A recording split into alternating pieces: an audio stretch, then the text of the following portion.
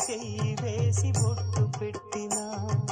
తాళి బొట్టు మెడను కట్టి బొట్టు పెట్టినా తల మీద చెయ్యి వేసి బొట్టు పెట్టినా తాళి బొట్టు మెడను కట్టి బొట్టు పెట్టినా సన్ని కళ్ళు తొక్కినా సప్త పదులు మెట్టినా సన్ని కళ్ళు తొక్కినా సప్త పదులు మెట్టినా మనసు మనసు కలపడమే మంత్రం పరమార్థం శ్రీరస్తు శుభమస్తు శ్రీరస్తు శుభమస్తు శ్రీకారం చుట్టుకుంది పెళ్లి పుస్తకం ఇక ఆకారం